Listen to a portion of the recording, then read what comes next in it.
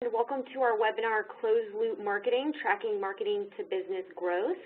For those of you that I don't work personally with, I'm Jen Bischoff, and I'm a marketing advisor here at Capterra.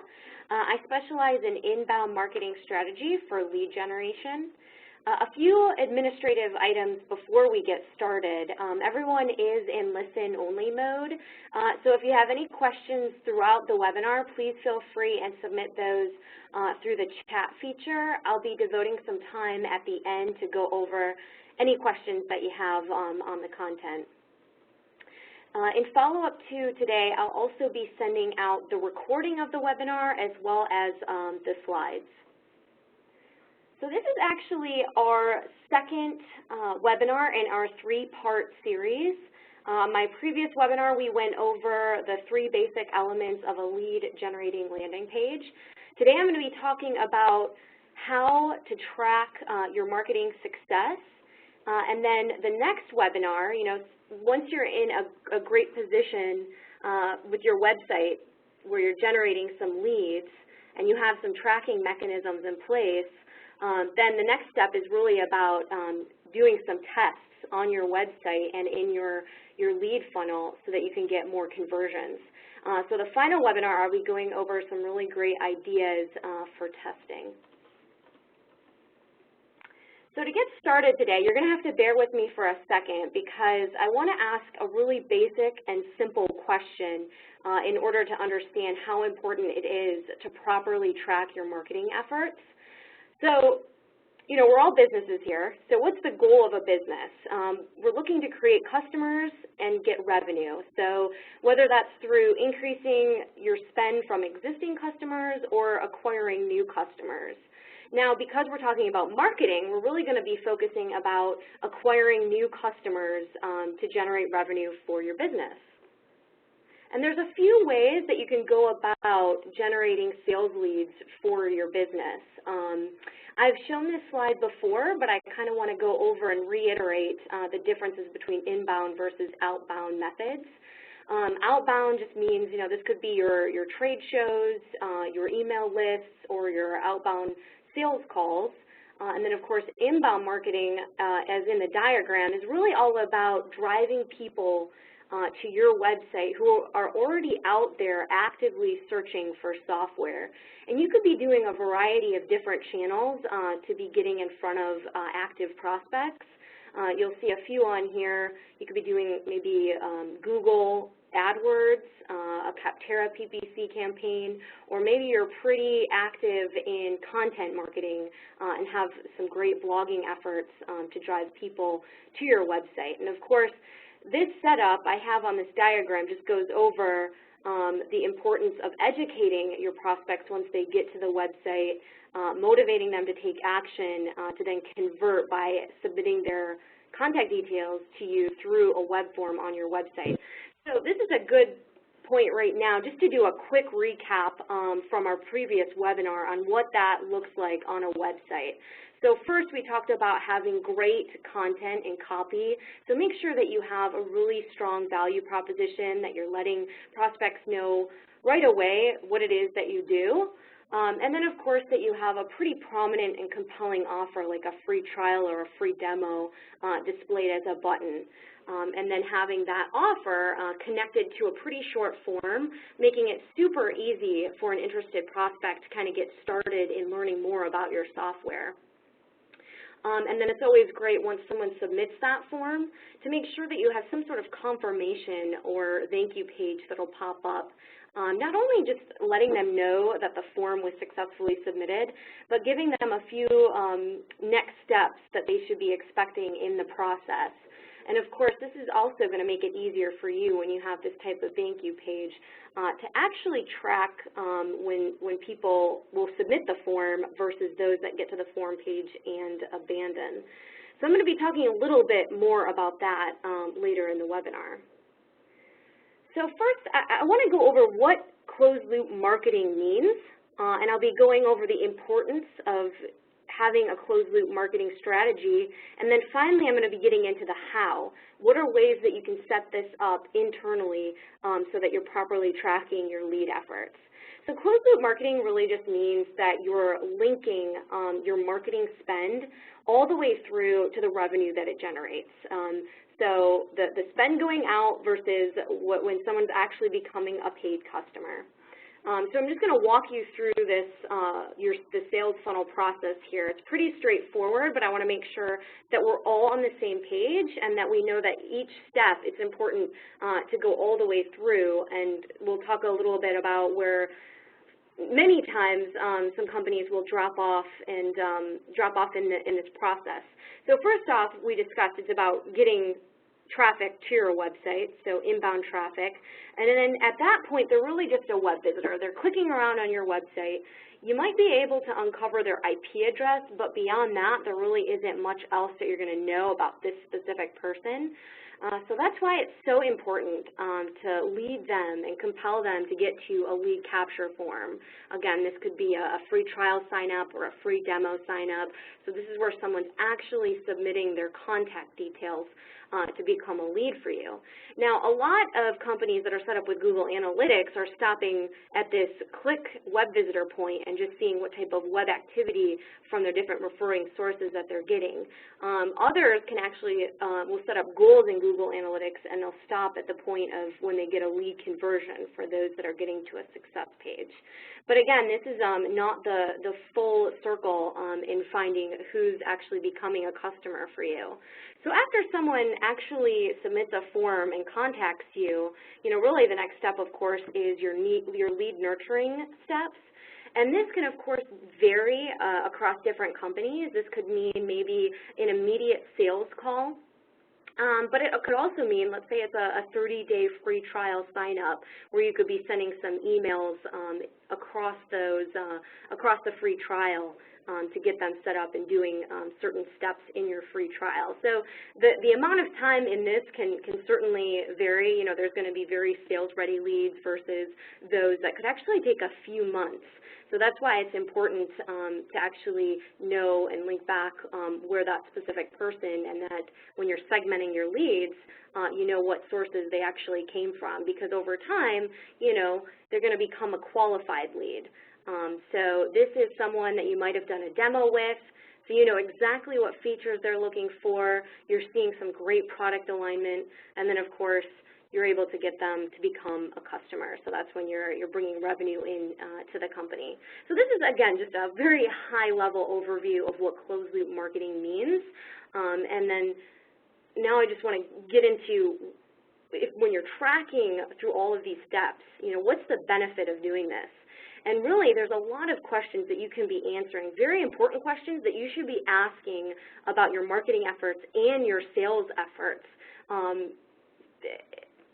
and seeing how well you're doing with your marketing. And some of these questions, so let's just read through these. First off, it's what sources are providing me quality leads for my business? And then, of course, like I mentioned, tracking all the way through, which sources are providing me customers? What obstacles are on my website that are preventing me from getting more leads? The next one is, what offers are working best for me in converting leads? Next one is, what stage are leads falling off in the sales process? And this is also important, where you can identify some ways to test out for your sales team to see if that will help in closing more leads. How are my lead nurturing emails performing? Am I getting a lot of engagement with those prospects as I'm sending those emails out?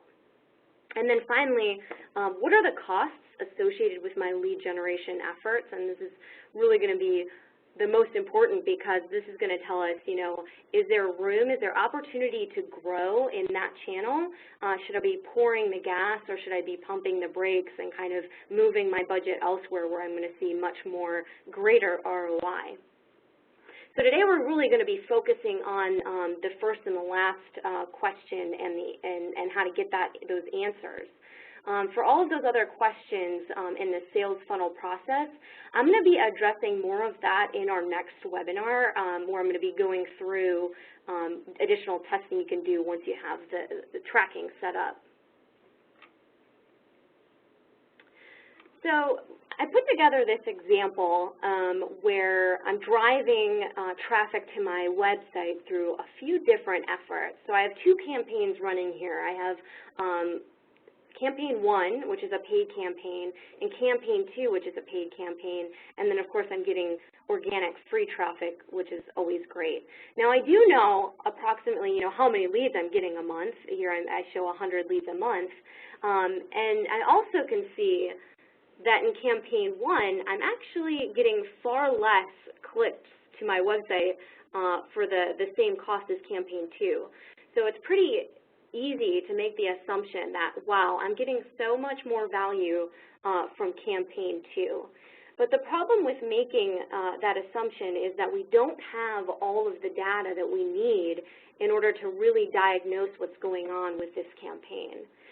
So once you have tracking mechanisms in place where you know the actual number of leads correlated to a channel, you'll get a better idea of what's working better for you.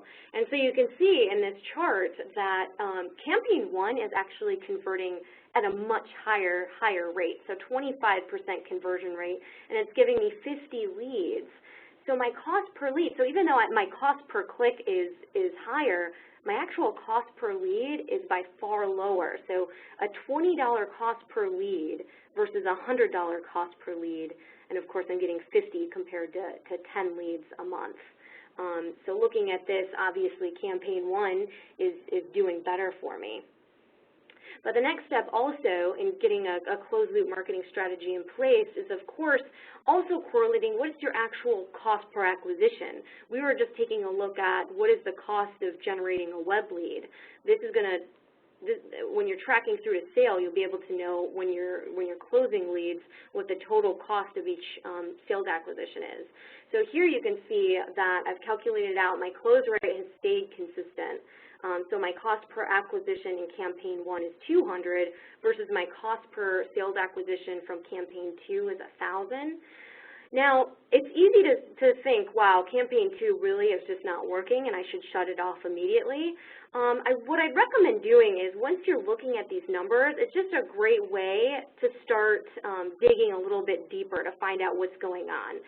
Because there could be some things that could be an easy fix that can help increase your performance in Campaign 2. So, for example, are you sending it to a different web page? Are you sending your traffic to a different web page?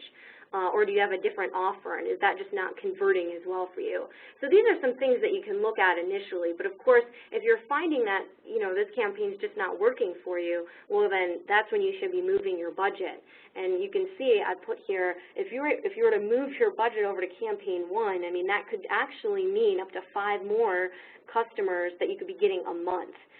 So if you're not properly tracking, you could take a look at this, and this is actually your opportunity cost of not tracking, because you're losing the ability to be getting more customers by optimizing your marketing spend. So let's talk a little bit more on how to identify where there's opportunity to grow for your lead channels. And this is going to vary for every software company out there, because your pricing model is going to be a little bit different. So it's really about taking what you're spending on your marketing channel and correlating that with your own product economics.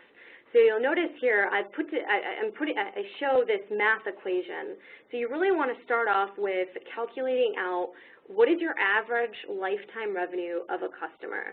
So your billing could be set up, or your pricing model could be set up monthly. So you could say, okay, I know that my customers stick around for around 3 years, so this is how you could get that number. And then what you're going to do with that is you're going to multiply it by how much the percentage that you're willing to spend to actually acquire a new customer. So this could be like a commission model if you have like a referral structure in place. And then once you have that, that's going to give you what your target cost per sales acquisition should be. So for every $1,000 that you spend, you should be bringing in a new customer. The next step in this is understanding what is the rate that you're closing leads. So I'm going to multiply that by a 20% close rate. This, of course, can vary slightly across different companies as well.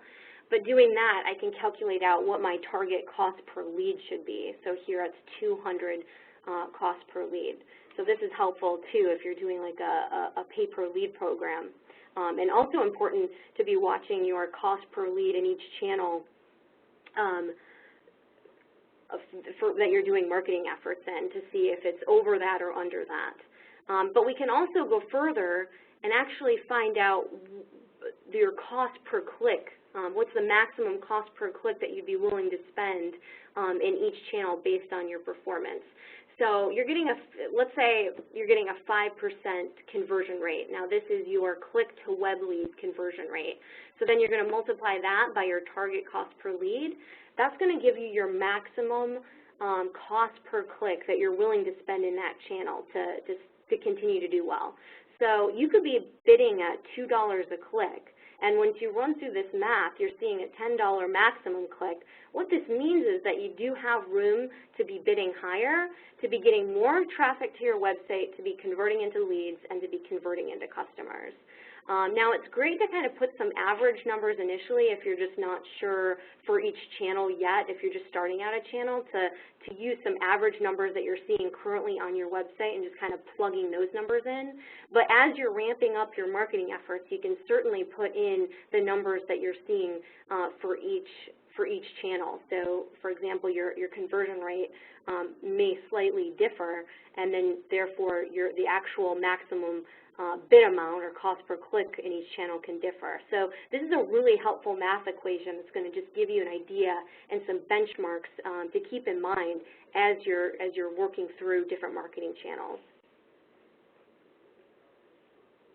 So before I get into ways of how to set up tracking internally, I do want to address the ways that don't work. And these are really based on experience from companies that I've worked with who have tried these out but then went to a more automatic way of tracking and have found that these have not been accurate and therefore have not allowed them to see the actual performance of their marketing efforts and to budget wisely.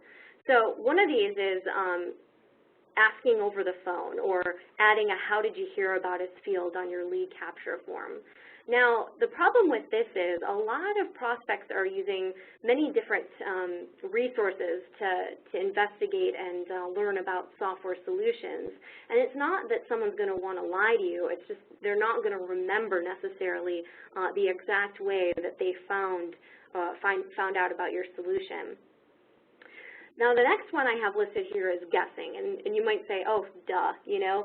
But what I mean here is when you're looking at some data, it's really easy to kind of get a gut feeling about something. And I'm going to hark back to the example I gave with the spreadsheet where the first campaign was getting so many more clicks for the same cost. And, you know, it can be so easy to kind of make the conclusion that that one's performing much better. And so don't do that. You definitely want to be properly tracking and having that gut feeling. You just can't go with your gut feeling when it comes to what's working and what's not. You have to have some accurate ways and automatic ways of tracking. So the final one here is turning off a campaign for a while to gauge the effect. And this one I put up here mainly because you really just don't want to hurt yourself. Because if a campaign is performing very well, if you're turning it off, that just means you're not generating some leads that you could have been, that could have been great sales opportunities. So there's no reason, you know, with automatic tracking, you'd have that data instantaneously, and so you should not result in just turning off a campaign and seeing what happens, because it definitely can actually hurt you with the amount of leads that you're generating. So now I'm going to get into, there's many different types of ways that you can actually set up tracking internally. And I'm going to go over a popular method, which is using cookies. And cookies is something that it can be done internally, and if you're not looking to make an investment with other tools out there, then I recommend using cookies, because this is something that your tech team could set up. So that we're all on the same page, I'm just going to, you know, I think everyone's pretty familiar what a cookie is, but a cookie is a small text file that's going to get stored on your web visitor's hard drive or browser. And cookies are going to help you differentiate your web lead source. Now, to get started using cookies to actually track your web leads, the first step is setting up tags on all of your URLs that you have published with your marketing channels. So a tag is just a string of characters that's after your URL that starts with a question mark. So I have an example here, question mark source equals Capterra. So this tag information is giving me valuable information as to what source someone is coming from. So as someone's clicking on this link, the tag is telling you what channel they came from. Now I've also put up another example here. And this is actually an example from, some of you might be using Google Analytics, and this is the UTM link or tag builder, excuse me. And I know it's a little ugly, and I just want to show you that a tag, it doesn't have to be complicated. If you're interested in gathering more information, the UTM builder allows you to input a lot of information related to that campaign and that you can use if you want more granular detail on that specific campaign. But certainly don't have to have a lot of information in that tag. It could be really simple, question mark Capterra even, or question mark AdWords and then the keyword, whatever you want it to be to help you differentiate on the actual marketing source.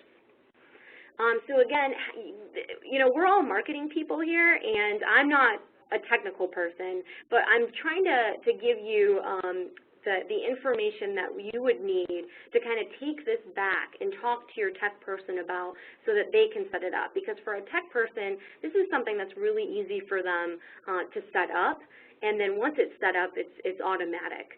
So again, this is going to be this is the information to kind of take away and talk to your tech person about getting implemented on your website.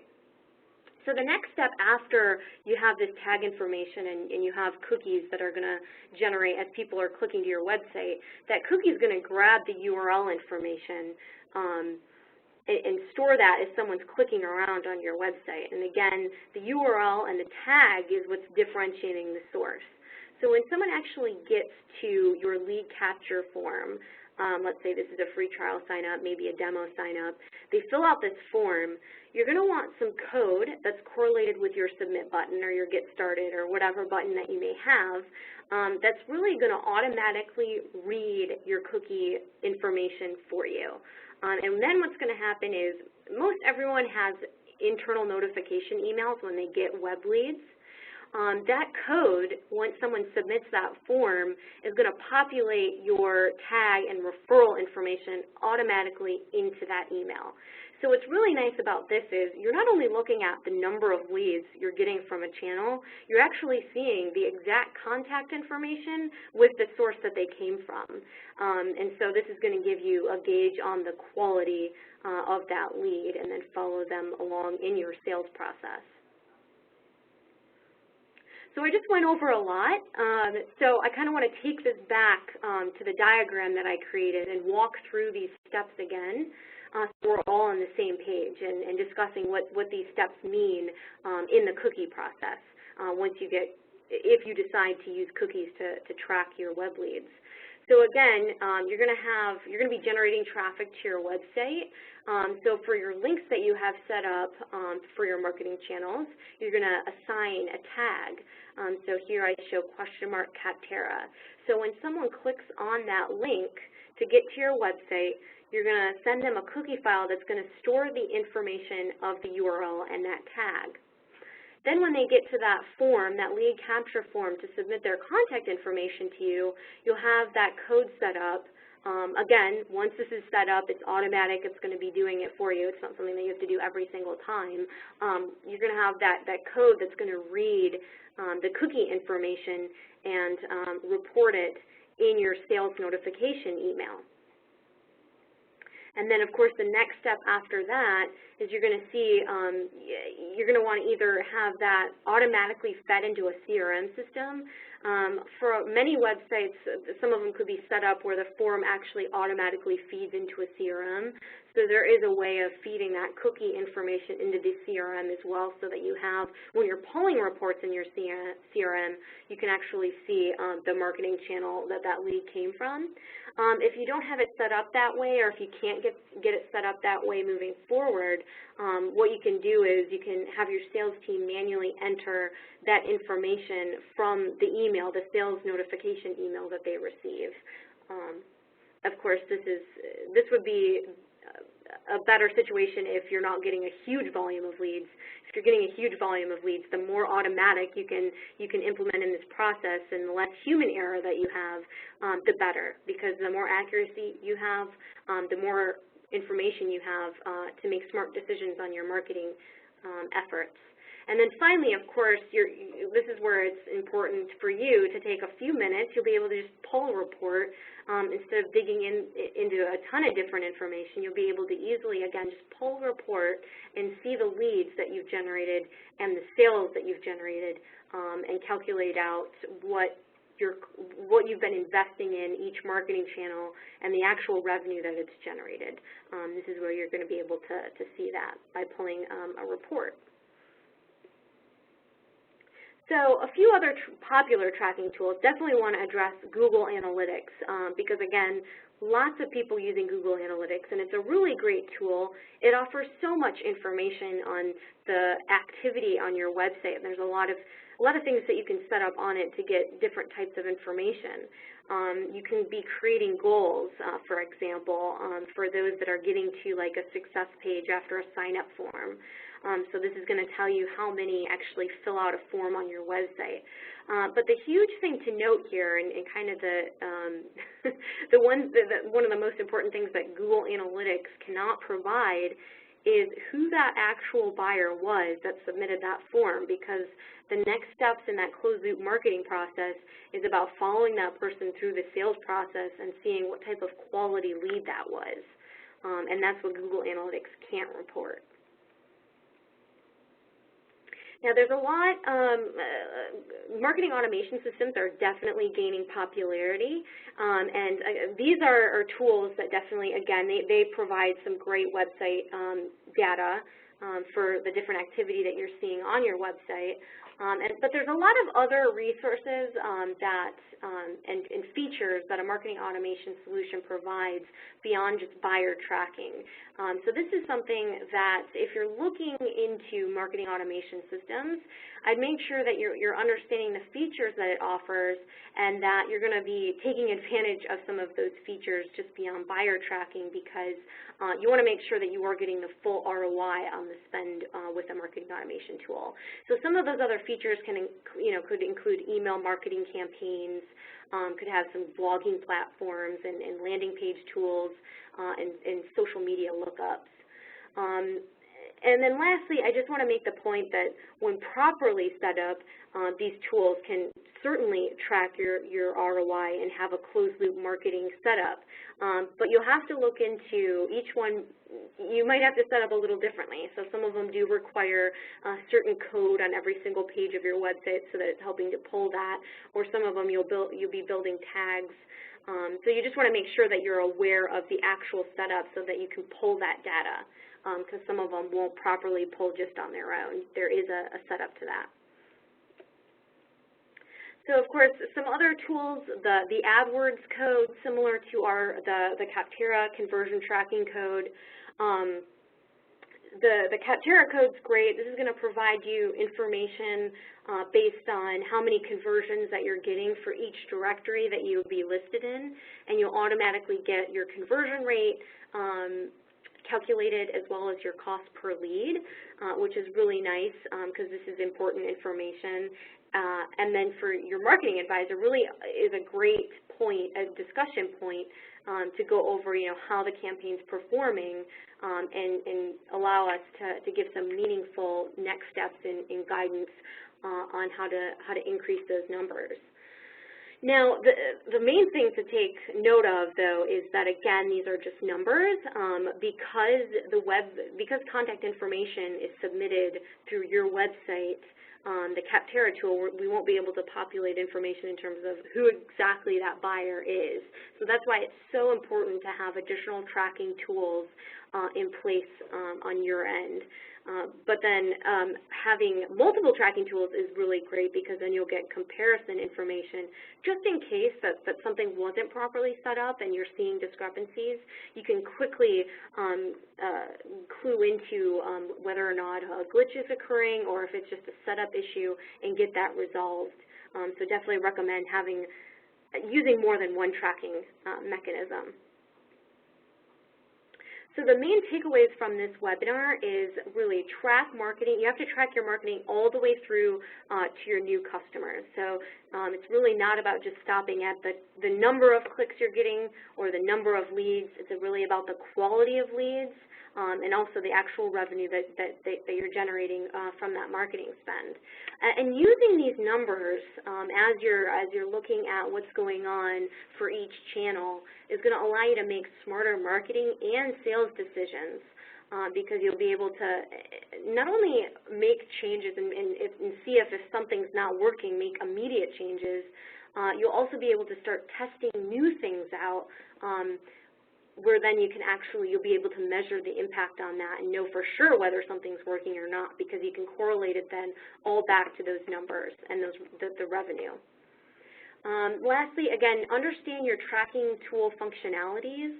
I went over many different types of tools that track. Not all of them can do a closed-loop marketing tracking. So again, just make sure as you're looking to implement different tools what it can and cannot do. So now I'm going to get to some of the questions that were submitted, so let me take a look at those. So I have one question that was submitted. It's, how do I track if my pricing is based on a per transaction model? So I've seen this before. This could be like, if you have maybe a registration software.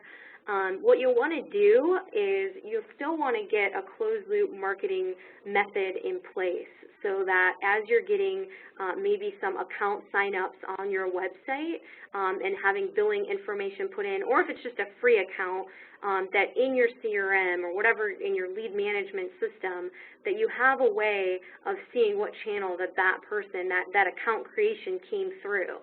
So if it starts off on like a free account basis and they eventually become a paid account, you'd want to be able to still link those, and over time be able to pull reports for how much revenue you've made from each of those accounts back to the marketing effort. So this isn't as easy because it's not like your revenue is going to be immediate from a customer. So this might be something, a report you might pull every few months. So you might be looking at the total number of accounts that are created, putting more weight on that initially, and then after a few months, you'd still want to have that closed-loop reporting, where then you'll actually start to see, okay, well, it's been a while, I should be getting some transaction fees occurring, I should pull a report on that. So that's what I'd recommend doing there. Cookies, you could definitely use cookies to do that, or specific landing pages for each campaign. Obviously, using a dedicated landing page, you'd know exactly which account signed up from each channel through that specific landing page. I have another one. It says, how can we track effectiveness of lead gen via our web versus conventional outbound offline spend? So journals, ads, trade shows, etc. Okay, so this is a really good question. For the traditional marketing efforts, what I've seen a lot of people doing to help track that, because it is more difficult to track than any online efforts.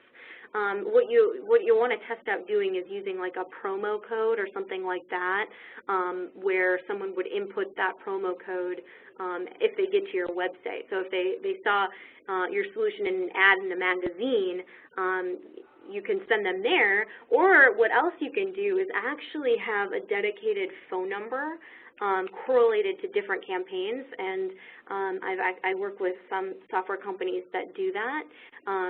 So what that allows them to do, especially for ads, like if you have a phone number listed in an ad, for your major spend in that area, you'd have that specific phone number, so when someone calls in, then you're attributing that lead back to that magazine ad. Now, the trade show, I mean, that's something that's going to be a lot easier just because you're meeting them in person, so you should be keeping a roster of that when you're at a trade show so that when you go back, you're going to input that into your system and, of course, correlate it back to the trade show. The one thing that I do want to note there, and I think this is such a great question because sometimes you'll notice when you're doing different types of marketing efforts, let's say you go to a trade show, but then a few months later, so you've inputted that lead into your CRM. A few months later, you might notice that person's actually come in from an online advertising or an ad that you had online. So I get a lot of questions like, well, what source do I attribute that to? And that's a difficult question because that can vary depending on what you deem as most important. Is it the initial contact, or is it the actual most, like, is this lead more engaged once they've gone through this online avenue? So some software vendors will do like a percentage amount that they attribute to each channel, so they actually might break that 50-50. So I know that's a little more complicated, but I thought that was certainly something to add here when you are doing all of these different marketing efforts, like trade shows, and then also doing a lot of online stuff, because a lot of the time, you know, people might see you at a trade show, but then it'll be months later before they're actually really active, and then they'll be searching online, using online tools. I have another question here. Let's see. It says, okay, I'm the only one managing my sales and marketing and customer service. Yeah, that's a lot of work. How often should I review my marketing efforts? Okay, so I know that for some companies who have devoted marketing teams, I mean, they can be on top of this information, you know, daily, and are pulling weekly reports or whatever. In this case, I just make sure that as you're doing your marketing efforts, that you are set up properly, that you have a great website that's going to convert leads. And then, you know, it's really about, you could even just pull like a monthly report. If you're starting a new channel, it's something you should look at after a week or so, but certainly monthly or every 3 months, pull that report after you're seeing leads come in, because, you know, at that point, you've seen it's converting pretty well, so you don't have to be active on it every day since you do have all these other duties in place. So yeah, so just can pull every month, and it should only take an hour. It shouldn't really take that long to pull that information.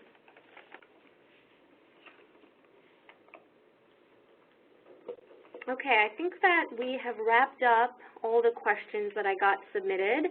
If you have any other questions that you want answered, please feel free and submit those to me. My email is jennifer@capterra.com.